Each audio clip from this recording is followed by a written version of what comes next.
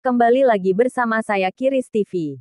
Berita hari ini, Komnas HAM Papua berencana ajukan pembantaran penahan Victor Yeimo. Sumber berita, Jayapura. Jubi, Komisi Nasional Hak Asasi Manusia atau Komnas HAM Perwakilan Papua, berencana mengajukan pembantaran penahanan juru bicara, Jubir Internasional Komite Nasional Papua Barat atau KNPB, Victor Yeimo, kepada Kejaksaan.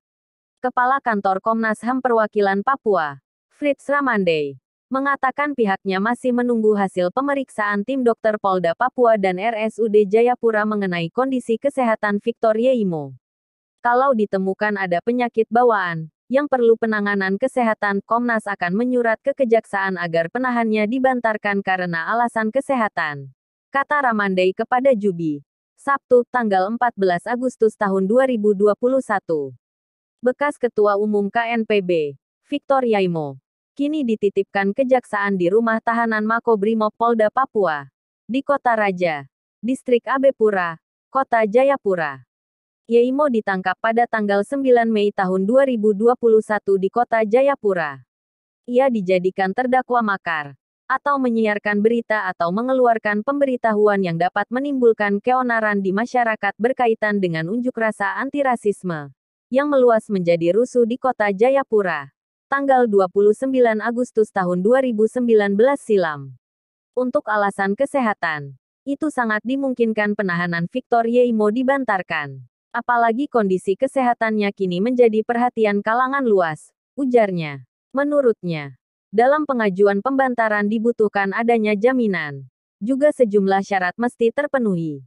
Akan tetapi, kata Ramandey, ada berbagai hal yang dapat dijadikan pertimbangan oleh Kejaksaan membantarkan penahanan Yeimo.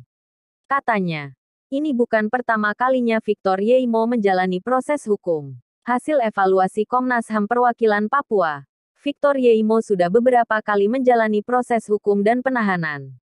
Akan tetapi, ia tidak melakukan perbuatan melawan hukum saat menjalani proses hukum selama ini. Kepatuhannya selama ini menjalani proses hukum bisa dijadikan pertimbangan, ucapnya.